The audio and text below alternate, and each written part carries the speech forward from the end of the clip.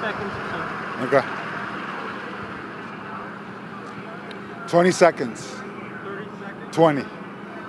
More like 10 now.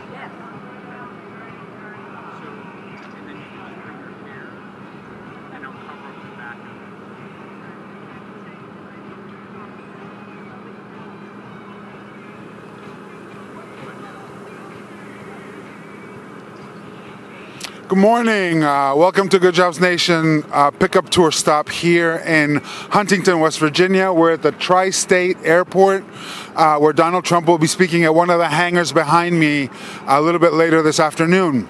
We're here, as those that have been following us know, we've been following President Trump to all his different campaign stops, all his rallies, to deliver one simple message. He needs to do more to stop the offshoring of American jobs. We've been traveling with GM workers that have been laid off from Lordstown, Ohio, Carrier workers from Indiana, Honeywell retirees that lost their benefits, their lifetime promise benefits from their company. What do all these companies have in common? They're huge federal contractors. They get billions of dollars from the federal government to provide goods and services, yet the president, who campaigned on ending offshore and bringing jobs back, has done nothing to prevent these companies from shipping our jobs overseas with our taxpayer dollars, just to emphasize that a little bit. So we're here again in Huntington, West Virginia at the Tri-State Airport, and as you can see behind me, as you can see from that screen behind me, there's a Trump rally that's getting ready to start in a few hours. There's already a little bit of a line. Again, we're in West Virginia where, Mylan, which is a corporation that makes the EpiPen, everybody, allergies have been going up, food allergies in particular. The EpiPen has been a lifesaver for many, especially kids that eat, things with nuts and other things that they're allergic to. Mylan has gotten $4 billion in federal contracts right here in West Virginia. But the company's also shipping hundreds of jobs overseas. They're going to start making the EpiPen somewhere else. And so that's what we're here about. We're here with workers to deliver a message to say to President Trump, he can do more to stop offshoring. He can use the power of the pen. He can use the leverage that he has through federal contracting to change the behavior of these companies. Overall, since he took office, 160,000 jobs have left the U.S. Corporations keep getting billions and billions of dollars in federal contracts, and they keep shipping jobs overseas. These are companies like GM, like Honeywell, like Carrier, and its parent company, United Technologies, companies all over the country that get our taxpayer dollars and then turn around and ship American jobs overseas. So that's why we're here. We're delivering this message. If you're watching live, drop us a comment. There should be a petition pinned to the top of the comment. Sign it. Drop us a comment. Let us know what you think. Should our taxpayer dollars be used to ship jobs overseas or not? Should we keep those jobs here with our taxpayer dollars?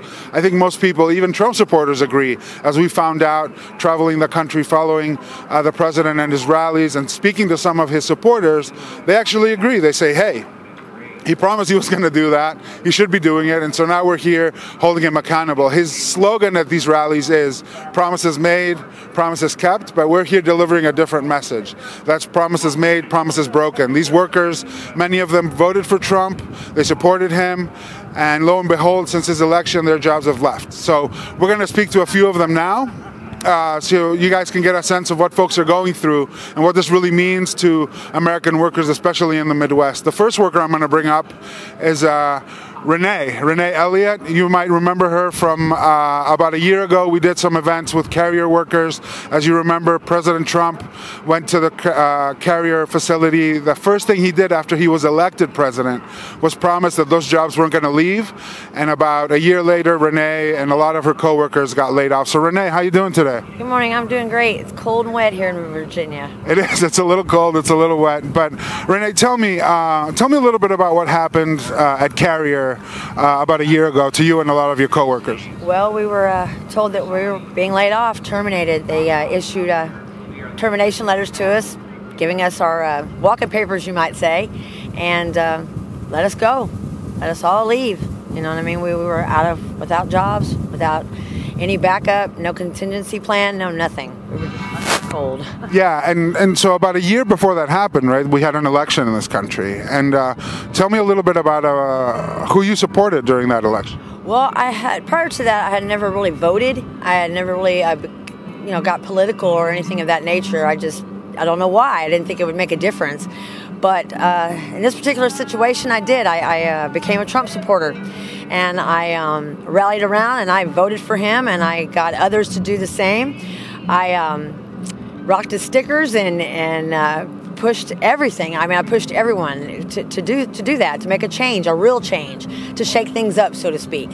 And I even stood in the rain and voted for him. Right. And I feel duped. I feel forgotten. I feel lost. I felt like he did make a lot of promises to all of us, and they weren't kept. Right. And so tell me a little bit about what you went through, after the layoff, and maybe some of the stories of your coworkers, right? I'm sure it was a difficult time. It was a very difficult time. A lot of families, it was right after Christmas. The new year, starting off the new year like that, it was just awful. Couldn't collect unemployment. The severance packages that they gave us were not at all like you would think. I mean, you could barely survive. I myself became destitute, literally. I didn't know what I was going to do. I searched long, hard, far and wide, trying to find employment.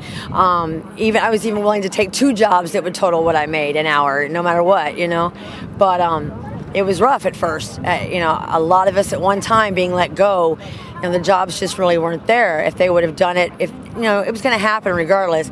But if they would have done it in like little droves rather than do a big mass exodus like it was for all of us, it would have been different. But to learn that very few jobs were saved, if any, so many different facilities were closing at once.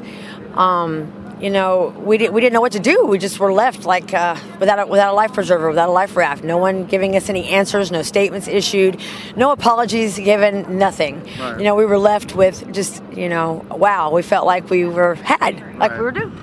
Right. And I mean, Carrier and its parent company, United Technologies, right? Huge federal contractors get billions of dollars from the government to produce, all kinds of different things. As a taxpayer, how does that make you feel that companies that are getting our taxpayer dollars are then turning around, not only our taxpayer dollars, mind you, tax breaks, all kinds of different incentives, then they're turning around and then, shipping jobs overseas? It's almost like they glorified it.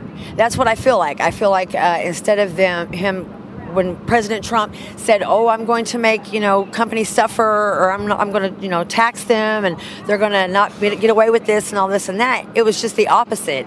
They were given federal contracts. They were given more, and commercials were being shown on TV a lot more, and everything. It was like it was a good thing to them. They weren't addressing the workers or what we were going to do, or who do they think we're going to make those units? Robots? No, right. The people make those units with their own hands. Right. You know what I mean? And I don't understand why that is so hard to do, to stop the offshoring. I mean, why send all the jobs in our own country over somewhere else for them to do what? Because it's less money? The product is not going to be the quality product that they had here in the United States, for one thing. And what about our kids and our grandkids? What future does that hold if everyone, follows suit and does that? Right. And a lot of companies have. Yeah, well, speaking of the future, right? You came all the way from Indianapolis here to Huntington, West Virginia, to deliver a message to the president, right? What's the message you want to deliver to him? There's a lot of us that are out of work. It's not just Carrier. You have Rexnord, you have Honeywell, you have Huntington, you have people whose retirements were affected, you have people whose pensions were affected, their families affected. Public assistance is not as readily available. Not that we all should jump on that train, but some of us do need help, or did need help and still do. I don't understand if you can sign an executive order to stop citizenship, why you can't sign an executive order to stop offshoring. That's right. And stop our jobs from going over there. That makes no sense to me. I don't understand that. You know what I mean? Well, Renee, thank you so much for being a powerful voice, and appreciate you coming out here today. And a little bit later today, we'll be in your hometown doing the same thing for another Trump rally. So thank you. Thank you. And I want to thank Good Jobs Nation and all the people who came to support this today and who did come out here in the cold and in the rain to tell their stories and to tell what they're going through. Because we need to bring attention to this. People need to understand this is happening. It's happening everywhere. Renee, thank you very much. So again, we're here in Huntington, West Virginia at the Tri-State Airport, where in a few hours, President Trump is going to be holding a rally in one of the hangars behind me. You can see the big screen that's delivering messages, pro-Trump messages, because this is the crowd that's here, right? To my left, to the camera's right, there's a line of people forming. And again, we're here to deliver a message to President Trump. He can stop offshoring with a stroke of a pen. Billions of dollars in our taxpayer money is going to federal contractors, and then they're turning around and shipping our jobs overseas. And so if you're watching, sign the petition that's pinned to the top of the comments. Let us know where you're watching from. Let us know what you think. Should our taxpayer dollars be used to ship jobs overseas, or should they be used to create good American jobs right here in America? Again, if you're watching, let us know where you're watching from. Drop us a comment. I'm going to bring up another worker up here that traveled also from Indiana, a little bit farther than Indianapolis. He came all the way from South Bend, Indiana, and that's Larry Alexander. Larry is a former Honeywell worker. Larry and a lot of his co-workers retired with the promise that they were going to be given lifetime health care. And about a year after that promise was made, that health care was taken away by Honeywell. Honeywell is a huge federal contractor. The facility that Larry and some of his former co-workers were working at makes important components for the F-35 fighter jet, including brake parts and some other things for our nation's military. And Larry's also here delivering a message to the president. So Larry, how are you doing today? Not too bad. A little chilly, but we'll make it. Right. So Larry, you've been on tour with us now. This is probably your fifth or sixth stop. I don't even know. How does the weather here compare to some of the other places we've been at? Well, some of the other places was too hot, and this is starting to set in. It's a little chilly, but we'll make it. We'll get through this. Right. So Larry, tell me a little bit about what happened at Honeywell. You guys are from South Bend. You traveled all the way here to Huntington, West Virginia. What's the reason for you traveling here? Well, hopefully it would be nice if we could talk to Mr. Trump and tell him that, I hired in at Honeywell and served there for 37 years. Went to work every day, did my job. The corporation made money, hand over fist, year after year. And 4,700 of my fellow retirees, we were promised lifetime health. That's one reason why we stayed and put in our time, that would be guaranteed health care benefits the rest of our lives. And then lo and behold, corporate greed sets in, and they said, well, you're not generating money for the company, and they dumped us. Right. And just to give a little bit of context for some of the folks watching, the products that you were making, in some cases, were found to be not particularly great for your health, right? No, we worked in situations where there's asbestos, and now one of our new products is carbon, and the dust is so fine that you're breathing it in, and we haven't got any results as far as it going to cause cancer. They don't seem to care. They just want you there, do your job, and then go home. Right. And so, Larry, what do you and the 4,700 retirees that lost their health care, what are you guys calling on the president to do? Well, we'd like the president, and he's so good at signing executive orders. All we're asking him to do is have Honeywell reinstate our health care benefits. I'm having to spend $3,000 to $4,000 now for health care coverage for my wife and myself, where I could be spending that money out in my community and helping them, because the insurance companies, they're floating in money. It's just the corporate greed. They just can't get enough. And Honeywell's a top 100 corporation, and they still can't get enough money. It just makes you so infuriating that I just get so upset, because they're doing what they're doing, and we give our lives. I spent 37 years. We had people with 50 years. And we relied on that health care benefits in our later years. Right. And now we got to go buy it. Right. And so, look, Honeywell's a big employer, or was a big employer in South Bend, right? It's shrinking. What effect do you think it's going to have on the broader community? You touched on it a little bit in your previous comments, but, it's a big employer. What's going to happen in South Bend? Well, at one time when I hired in 1967, there was 10,000 union workers there in South Bend. And now we're down to like 320 some. And the community, when we feel it, the community feels it. and it's just going to get worse. They ship 20 jobs to Turkey. That's 20 less jobs. It's going to be here in South Bend, 20 less paychecks every week, and the community, the grocery store. It's going to affect the whole community. Right. Just over greed. Just greed. That's the whole damn thing about it. Right. So, Larry, again, thank you very much for being a travel partner with us with Good Jobs Nation. I think you've been to Evansville and a bunch of other stops that we've done so far. Really appreciate you and your voice. It's important that folks understand what's happening out there. And we're not giving up. We'll still be out there. Right. So watch for us. All right. Thank you. Thanks, Larry. Again, we're here in Huntington, West Virginia at the Tri-State Airport, where President Trump in a few hours will be holding a rally in support of some candidates here in West Virginia. We're getting close to the midterm election, and so the president is doing a barnstorming tour all over the Midwest, and guess who else is? We are. We're following him around to make sure that folks understand that the slogan that he's using at these rallies, promises made, promises kept, is not true for a whole bunch of workers in the Midwest. Their message is promises made, promises broken. The president ran as a worker champion. He promised to stop offshoring. He promised that jobs would be pouring back into the U.S., but that's not been the case for a lot of workers, especially in the Midwest, and especially in some places that were deciding factors in whether or not he was going to get elected. And so if you're watching online on Facebook, drop us a comment. Let us know, do you think our taxpayer dollars should be used to create good jobs, or they should be used to ship jobs overseas? Let us know in the comments. Sign the petition. You can also text promises broken to 97779, and you'll get updates on our tour. You'll be the first to find out where we're going to go next. I'm going to bring up another worker now. She was featured in the New York Times not too long ago.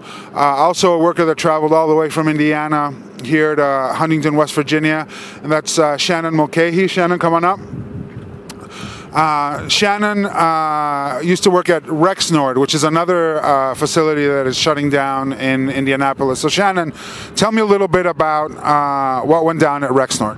Well, they came out and told us that, I worked for Rexnord 18 years, and they shut us down to move our jobs to Mexico for less paying jobs. Right.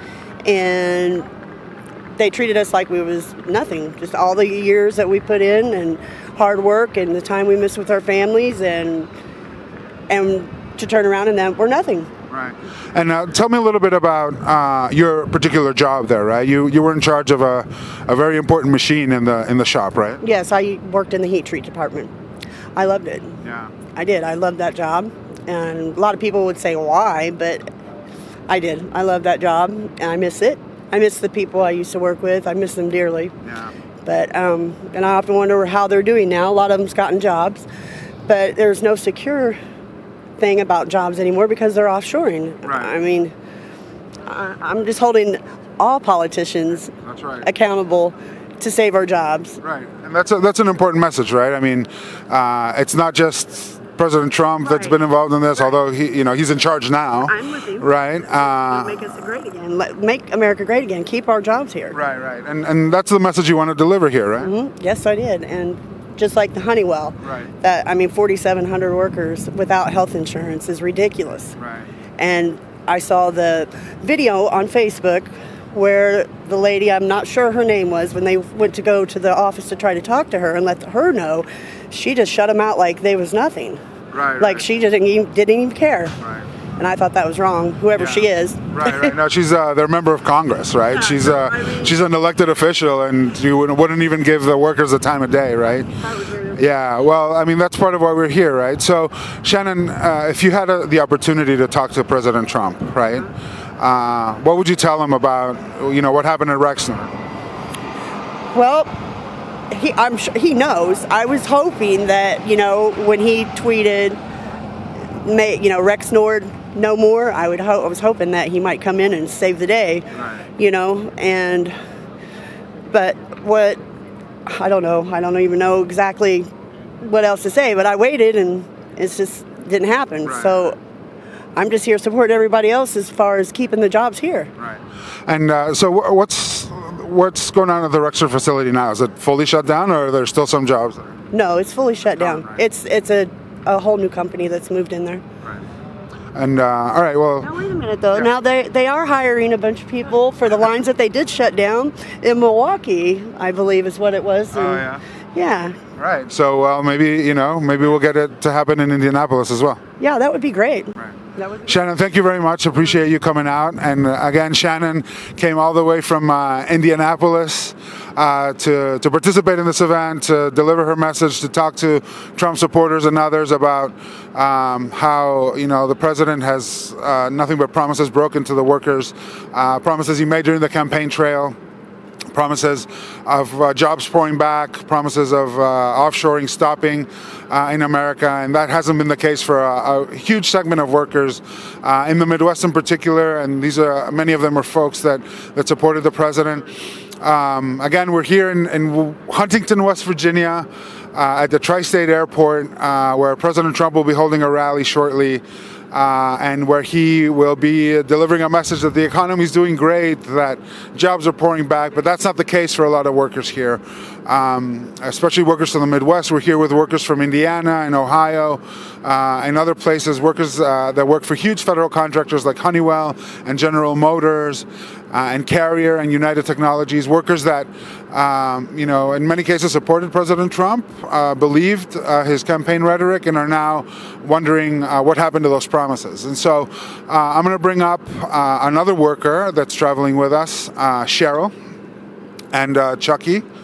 They're a couple that came all the way from Lordstown, Ohio.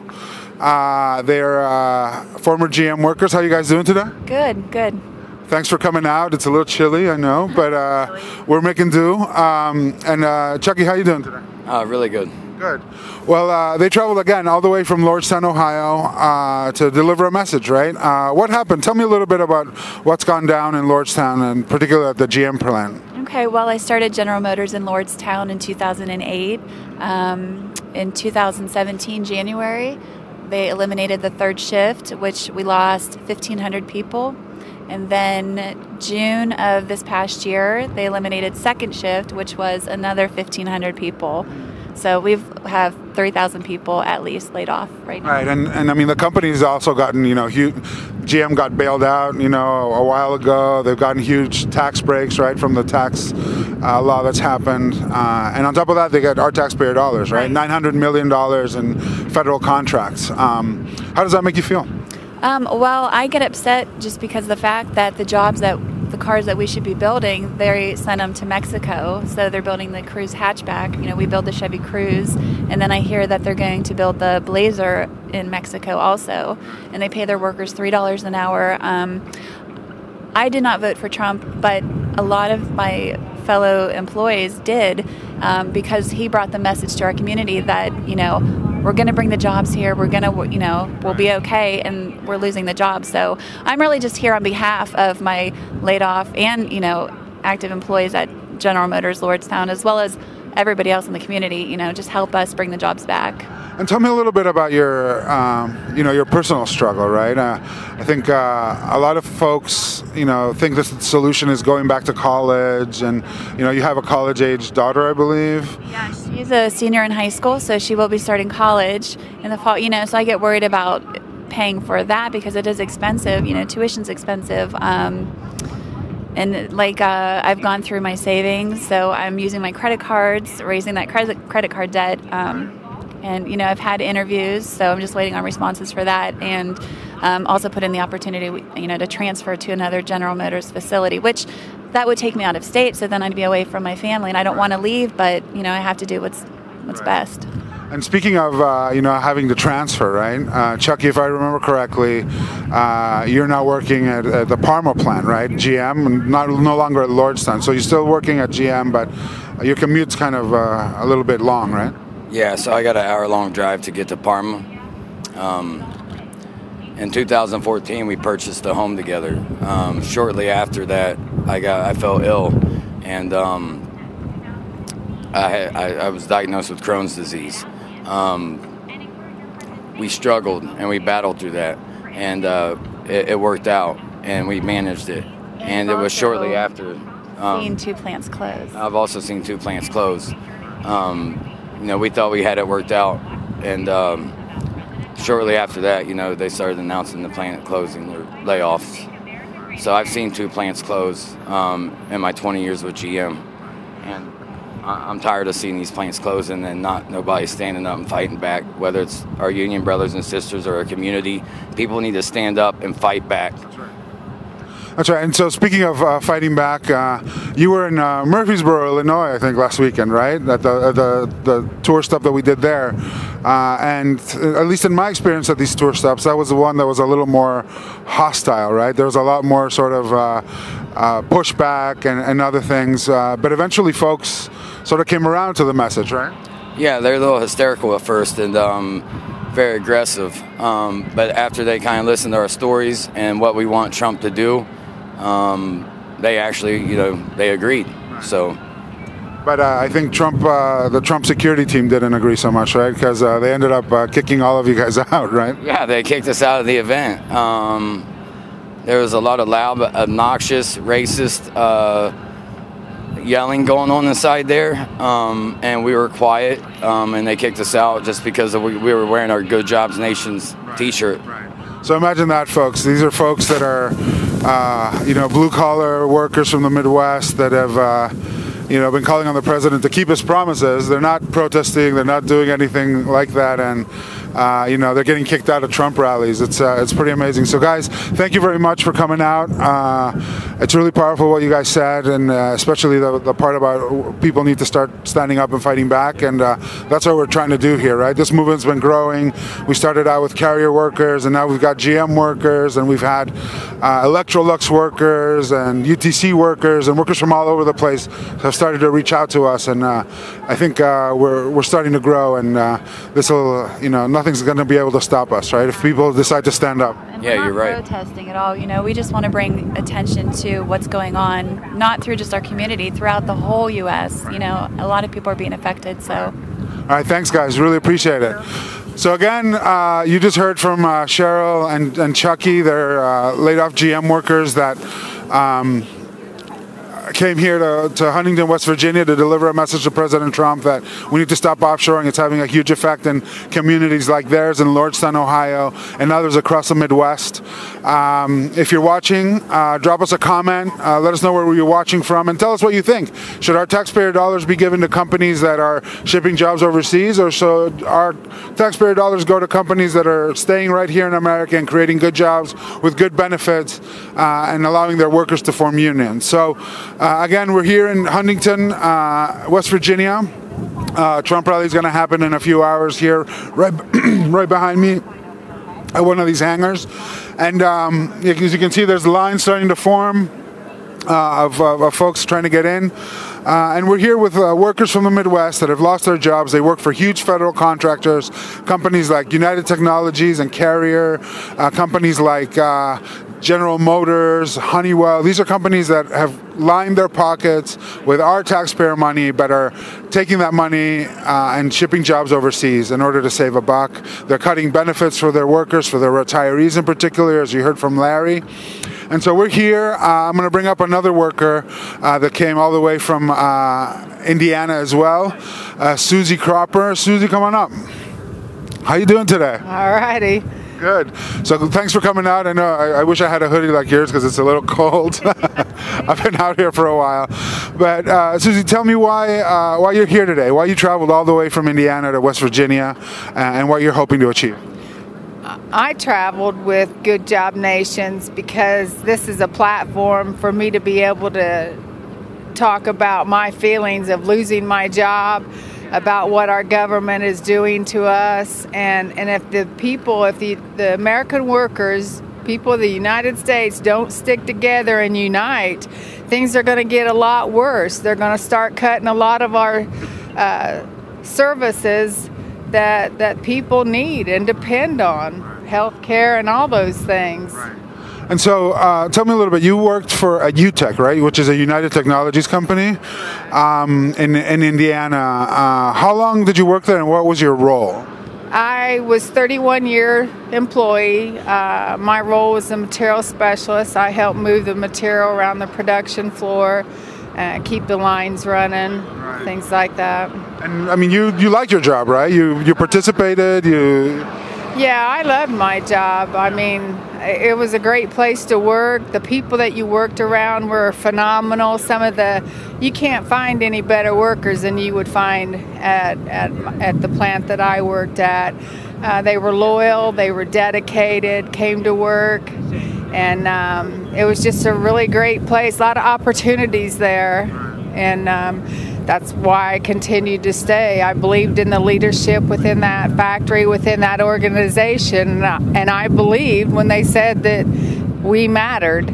I believed in all that. And so, what happened after 31 years? What happened? Well, February of 2016, they came in and they announced, at the same time they announced the Indy plant closing, they announced that our plant would be closing too. And that forever changed all of our lives. And tell me a little bit about your personal struggle. I mean, you've mentioned some of this stuff to me before, but for the folks watching, it's not been easy, right? No, when you've spent your entire life working and getting up every day and going to work, when you don't have that anymore, it changes you. It's like you don't have anything to get up for. And it's been quite the adjustment for me, and once the severance runs out, then you're forced to do things that you've never had to do before, as far as looking elsewhere for services to help supplement, and food banks, things like that. And that's just, when you're used to giving to organizations and volunteering your time and things like that, for you to turn around and have to ask for assistance, that's just not a very comfortable feeling at all. And American people shouldn't be put into those positions, not when you work for a world-class facility like I did. We were A number ones out there, and for our company to just throw us away like that, it's just not good. Not when they are granted government contracts on top of it, and for President Trump not to sign executive orders to hold our jobs here. He made promises and along the way that they're going to stop, allowing our jobs to be offshored and stuff. And he needs to sign those executive orders saying that if you receive government contracts, you can no longer offshore good-paying American jobs. It's just simple as that. These politicians that are taking all this PAC money, that needs to stop. It just needs to stop. It's going too far, lining just certain individuals, these CEOs and corporations' pockets. It's just wrong. And so, Susie, I know we spoke earlier this week, and you mentioned to me that you had voted early. But tell us a little bit about your sort of political history, right? Yeah, I'm not a political individual by any means at all. But I did vote for President Trump because I felt like there was based off of some of the things that he was saying, that there might be a chance that he might be able to save our jobs. And pretty much our jobs were already in the works of leaving, but for other individuals. And so I did vote for him. And I am disappointed in what I'm seeing out there, the division that he's trying to create amongst the American people. The American people need to wake up and look at this division that's being created, and we need to unite and stand together and demand that our politicians do right by the American people, the American workers. Yeah. All right, Susie, thank you so much. Thanks for coming out here. I know it's a little chilly. I've been standing out here for a while. I can't feel my ear too much. But it's definitely worth it. And thanks for coming out and for providing a really powerful voice to not just, workers from UTEC, but for all workers that are going through the same thing. Again, we're here in Huntington, West Virginia. You've been hearing from workers that have lost their jobs, that have been laid off, some who were Trump supporters that are disappointed and are calling out President Trump for his broken promises to workers. They voted for him because, they thought he was going to deliver on the promises he made on the campaign trail, promises to bring back jobs, to stop offshoring, but that just hasn't happened at all. And so, again, we're here in Huntington, West Virginia, at the Tri-State Airport, and we're delivering a message here. The president promised to stop offshoring, and it hasn't happened. And these workers are the proof that that hasn't happened. If you're watching us live on Facebook, drop us a comment. Let us know where you're watching from. I'll try to give you a shout out on camera if I can. And also let us know, what do you think? Should our taxpayer dollars be used to give to companies that are then turning around and shipping jobs overseas, or should we use those taxpayer dollars to keep jobs here in America, to create good jobs here in places like Indianapolis and Lordstown and other places around the Midwest that are suffering from offshoring in a pretty terrible way, that are not just affecting the workers but the whole community. And speaking of the whole community, I want to bring up a new a worker that's been with us now for a few stops as well, Tommy Wallaco. Tommy is a GM worker from Lordstown, Ohio, that's lost his job. Tommy, how you doing today, man? I'm good. How are you, Paco? I'm good. A little chilly, but making it. Some hot chocolate here. I know. I wish I had some of that right now. Maybe I'll take a break and go get some. So, Tommy, tell me a little bit about what happened to your job. Right? You're from Lordstown. You traveled all the way here to Huntington. But what's the reason for you traveling? So, I worked for General Motors for 9 years, second generation auto worker. My father worked there for 42.7 years. I met my fiance at General Motors. We both, thought that we were set. I became a permanent employee January 14th of 2013. Excuse me. I bought a house 2 miles away from General Motors, and, I thought that we were set. And, the same day President Trump was inaugurated was my last day of work, and me and my fiance Rochelle walked out of work for the last time together. And a few months after that, I ended up going to a President Trump rally, and it was the first rally I ever been to. And President Trump said to us, he said, jobs are going to be rolling back in. Don't sell your homes. Steel mills that are closed down are going to be opened back up. And when he said that, it gave me hope, being that I was laid off. And I said, if anybody could do something, President Trump, he's very good at business. He should be able to do something for our community. 2 years later, that's not what happened. Right. And, the shutting down of the Lordstown plant, I know there's still one line working, but what kind of effect is it having on that community, right? It's having a huge effect. My UAW brothers and sisters, they're selling their houses. They're moving to places, they're moving to places like Tennessee, Arlington, Texas, Fort Wayne, Indiana. They're following their job. And what does that mean for Lordstown, right?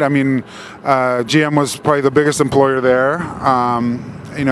Other businesses are shutting down as well, right? Yes.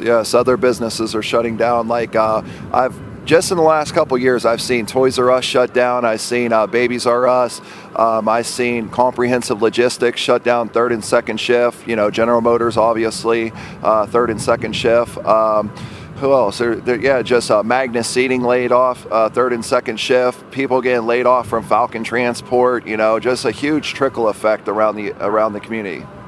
And after you got laid off, what did you do? You went back to school, right? Yeah. So I ended up being able to take advantage of a thing called TRA, trade readjustment something. Yep, yes. So I took advantage of that. I ended up going to school for a diesel technician degree, which took me a year to get through that. And I also got a Class A CDL, a commercial driver's license. And, I'm happy that I was able to do that. And I've got dozens of applications in my area, and I'm still waiting on a job. I graduated September 6th, not too long ago, but it's like, come on, man, I'm ready to work. And look, your fiance Rochelle, you mentioned, was laid off the same day that you were. Yes. I know she's got a job now, and she's the sole income earner right now, right, in the household. What's she doing?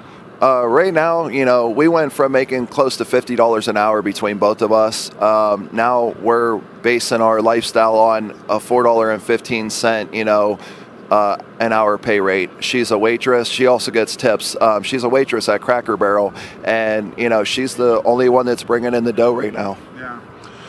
And so, Tommy, just pivoting a little bit, you've been to several of these rallies, right? Especially one that happened, the last one we went to, which was in Murfreesboro, Illinois. That was a little more hostile than some of the other ones we've been to. This is very relaxed. This is very relaxed compared to that one. Right, but I mean, and folks can watch this on our Facebook page, I think, later today. But you did a good job of sort of getting folks to listen, right? Folks that were initially heckling and trying to interrupt a live stream like the one we're doing now. What do you think was the message that broke through to them? I think just letting them understand, things that could relate to them. Good jobs in America. Making sure you could provide for your kids and your family. And at first they thought that we were like, anti-Trump and against President Trump, when really all they needed to do was just, step back for a second and just listen to our message. And I was able to talk to some coal miners and, just explain like, hey, man, I'm a guy that just wants to work and provide for my family. President Trump, he came to Youngstown, Ohio. He stated jobs were going to be pouring back in. Don't sell your homes. 2 years later, you would think that you would see some type of jobs pouring back in, but it's the opposite. I'm seeing jobs pouring out. I'm seeing jobs leave like in a, very high rate. All right. Well, Tommy, thanks so much for participating in this tour, for lifting up your voice, and for talking about what's been going on. I know it's not easy to talk about some of this personal stuff, so really appreciate it. And I just know that it's not just you; it's thousands and thousands of workers across the Midwest. But your voice is important. So thanks so much for participating. No problem. Thank you, guys. Thank you. So you heard from Tommy Wallaco, a laid-off GM worker. We're here in Huntington, West Virginia. I can't feel my ear anymore. It's a little chilly up here. We're at an airport that's on top of a mountain. It's a little chilly, I'm not going to lie. I should have dressed better for the occasion. But we're here because there's going to be a Trump rally here in a few hours.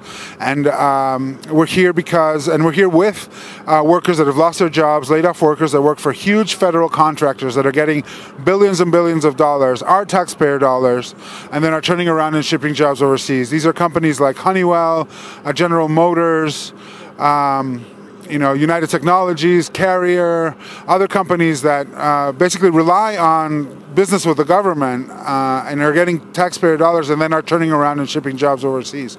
The motto that the president uses at these rallies is promises made, promises kept.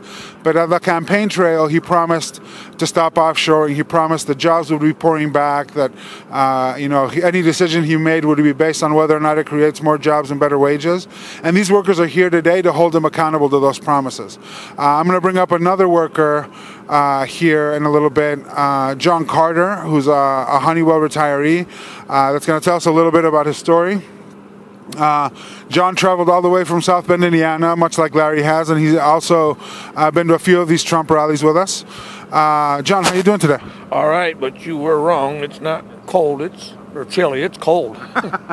I can't feel my ear. But so, John, tell me a little bit about what happened at Honeywell. You were there for 30 plus years, and what happened?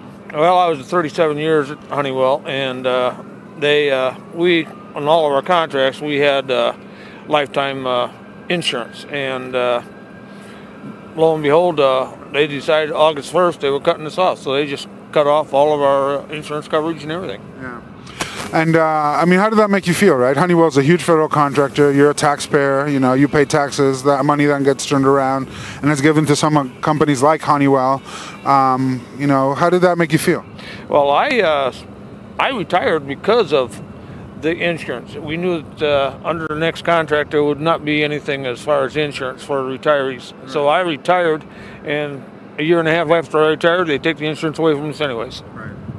And so what have you guys been doing since that happened? I saw a video of you guys trying to have a conversation with Jackie Walorski, who's your member of Congress up in South Bend. What have you guys been trying to do to get the message out about what's happening?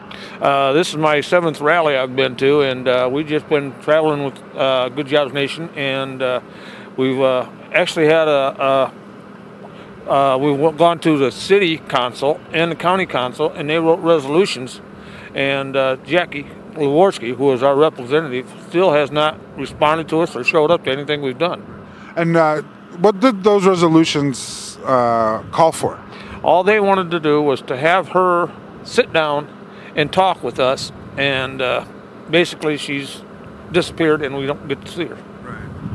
And so this is your 7th event, you said now. Wow, that's more than I've been to. And John, what's the message you guys are trying to deliver at these Trump rallies? And well, we're trying to, especially with what's going on up in South Bend, is Honeywell is a major contractor for defense work, and those are federal jobs with federal our money. Let's put it that way, our money paying for it, and they're shipping the work out. And so you were at the Murfreesboro event, right, in Illinois. It was a little bit different than some of the other ones. You made it into the hangar, though, right? Yes, I made it into the hangar. It was a standing room only event, and after a couple hours, you're getting tired of standing, and so we actually left on our own instead of getting escorted out. Right. But yeah, it's shocking that folks like you, I think you and I were in Erie, Pennsylvania, right? Correct. That was, what, a week and a half ago, 2 weeks? I don't even know anymore. It's been a long trail, but I think you and I were walking in together in Erie, and we got kicked out, right? Yes, we made it through the metal detector. Trump's personal security stopped us, and they decided that we weren't allowed in there, and they escorted us out twice. Right. And so imagine that, folks. These are retirees that are calling on the president to take action, to do something about the fact that a huge federal contractor like Honeywell cut their benefits they promised them a year and a half afterwards. Those benefits were gone. So, John, thank you so much for your voice, and thanks for coming out on this tour with us. We really appreciate it. Thank you. Good job, Nation. Hey, so you heard from John. You've heard from a bunch of other workers. We're here in Huntington, West Virginia, where Trump is going to be holding a rally in a little bit. We're here delivering a message with workers that federal Trump can stop the offshoring of jobs through an executive order. He can make sure companies like Honeywell and General Motors and Carrier and United Technologies stop shipping jobs overseas. He has the leverage to do that. Most of their business is with the federal government. So as the person that writes the contracts, he has the ability to do that. And we're also workers from across the Midwest that are calling out the president's broken promises, right? The slogan that the president is using at these rallies is promises made, promises kept. But these workers are saying, actually, it's more like promises made, promises broken, right? You promised to in offshoring, you promised that jobs would be pouring back, but that's not the case. And so, again, we're here. I'm going to interview someone else now, Joseph Givargis. He's the director of Good Jobs Nation. Joseph, coming up. How you doing, man? How you doing? Long time no see, man. I know, it's been a while. Yeah. So, Joseph, tell me, what this tour's been all about. I mean, there's been 7 or 8 stops now, right? Yeah. No. Fundamentally, Paco, this tour is about Donald Trump's midterm campaign slogan. He's traveling the country, in the hangar today where he's going to be doing the rally. He's going to be flanked by 2 posters. One says promises made. The other says promises broken. Promises kept.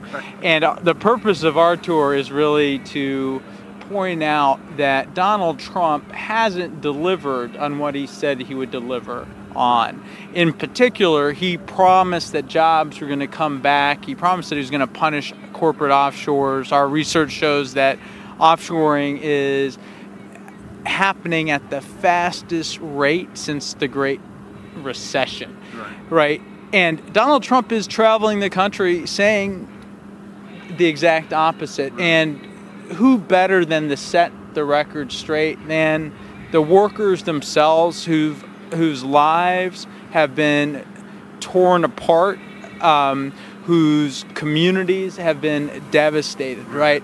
And I really want to do a shout out to the workers who came. These are workers from GM, Honeywell, Rexnord, United Technologies, other federal contractors.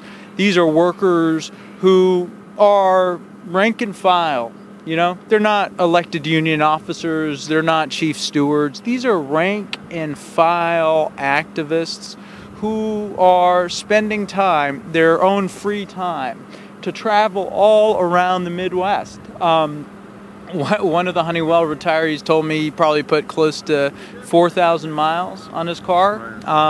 You know, and that is out of pure commitment for a cause. He's retired. Yes, he did lose health care, but he's equally concerned about the next generation and what kind of opportunities his children will have. And that's a big part of why these folks are out here. Right. They're really not, it's not just their own lives, they're concerned about the lives of their families and their communities. And you hear that over and over again, Paco, right? Yeah, you do. And speaking of their communities, I mean, you know, as we found, this is happening in places like Trumbull County, Ohio, and St. Joseph County, Indiana, and other places. In your estimation, what's the significance of some of these places? Well, you know, yeah, it is. Because they used to be strong, union, democratic communities.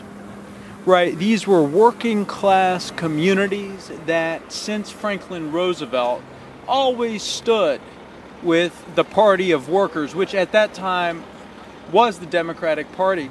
But, you know, you mentioned Trumbull County, for example, or where GM is located, or Honeywell, where, South Bend, where Honeywell is located.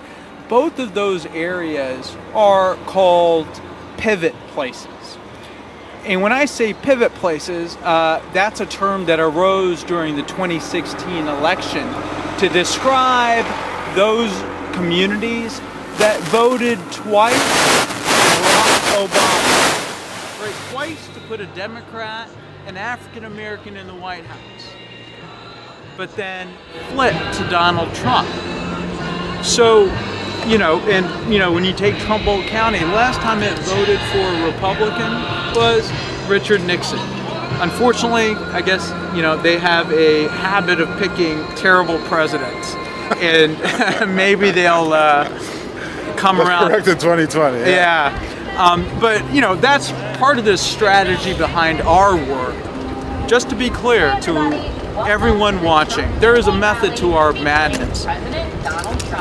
These pivot places, whether it's Trumbull County, whether it is Des Moines County in Iowa, whether it's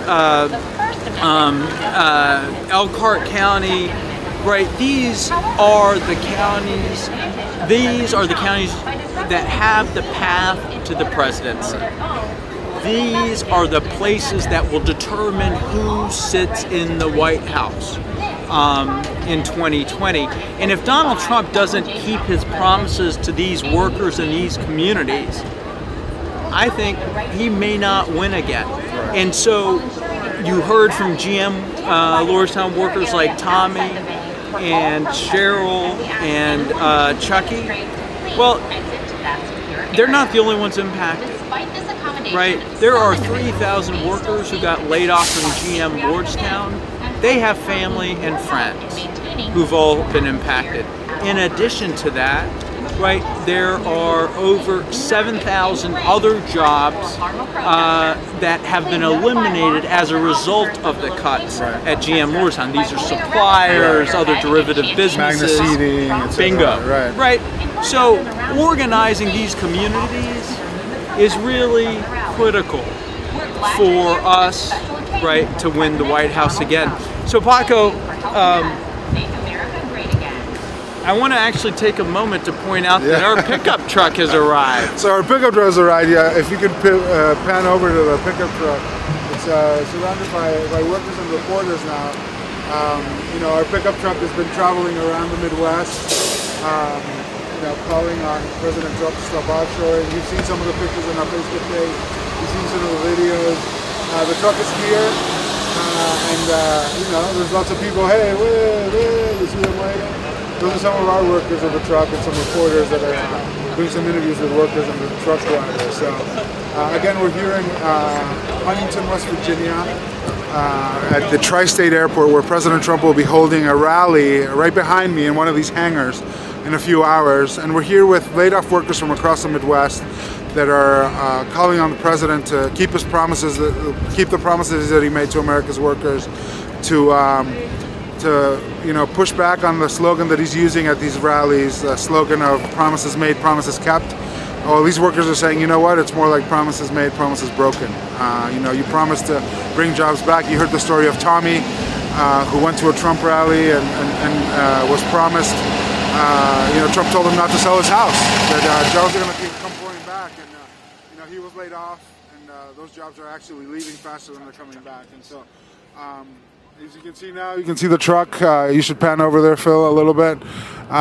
You can see the full message of the truck now. It's not just facing us, but you can see promises made, promises broken. Pick up the pen and text us. Again, if you're watching on Facebook, drop us a comment. Let us know where you're watching from. Let us know if you think, our taxpayer dollars should be used to create good jobs, or if our taxpayer dollars should be used to ship jobs overseas. I think even Trump supporters understand that companies that are getting federal contracts are using our taxpayer dollars to get rich should be paying attention. So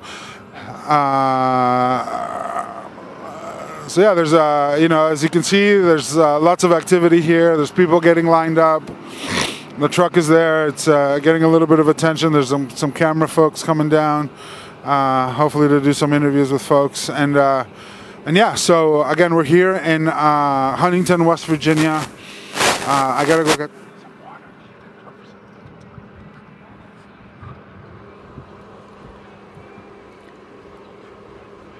Am I? So Paco had to step aside a moment. Again, we are here in Huntington, West Virginia. My name is Joseph. I'm the executive director of Good Jobs Nation.